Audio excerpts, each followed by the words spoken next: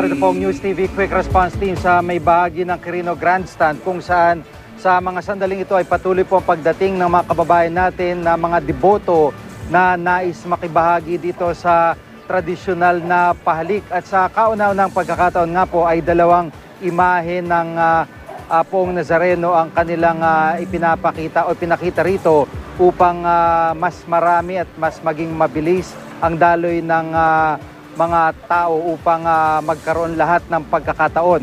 Sa tansya po ng Metro Manila Development Authority mula kaninang umaga ng buksan itong pahalik ay nasa mahigit 9,000 na nagkaroon ng pagkakataon na makapagpunas at makahawak dito sa imahe ng Poong Nazareno.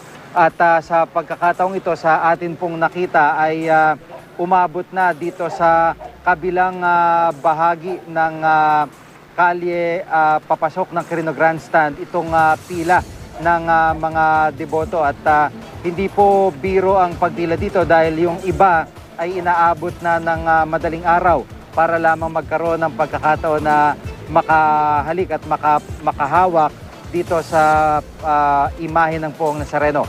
Sa pagkakataong ito ay mas maigpit po, sa taong ito, mas maigpit po ang seguridad na inilatag dito dahil kung dati ho ay po pwedeng makapasok ang mga miyembro rin ng media dun sa isang bahagi ng entablado. Ngayon, meron silang mga ID at binibigay sa mga magko-cover din kung saan naka-specify doon kung ikaw ay po pwede sa pahalik na area o kaya ay dito lamang sa may parade ground. So nag-iba po ang patakaran at mamaya ho ay makakausap din natin ng MMDA kaugnay pa rin po ng traffic management na kanilang gagawin dito sa area.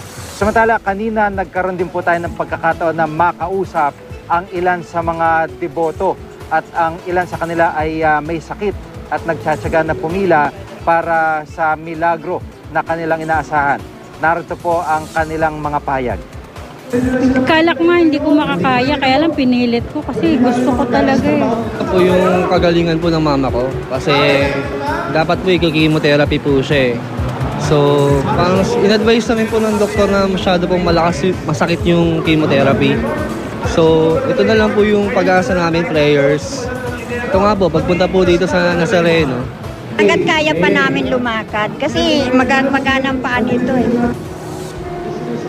At sa dami nga po ng pumila rito para sa pahalik, libo-libo po sa ating mga kababayan, ang ilan po sa kanila ay nahilo. Gaya na lamang ni Luisito Santos, 53 taong gulang at mahigit 2 dekada ng deboto. Inabot siya ng 3 oras sa pila. Dito na raw siya matutulog para maagang makasama sa translasyon bukas. Nakahanda naman ang first aid station para sa mga mahihilo, mahimatay o masusugatan.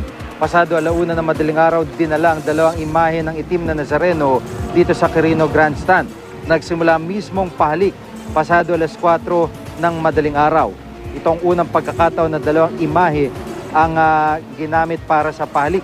Isa riyan ang bikaryo na nagtataglay ng orihinal na katawan ng itim na Nazareno at ang isa naman ay ang kalihero na ipinuprosesyon tuwing January 7.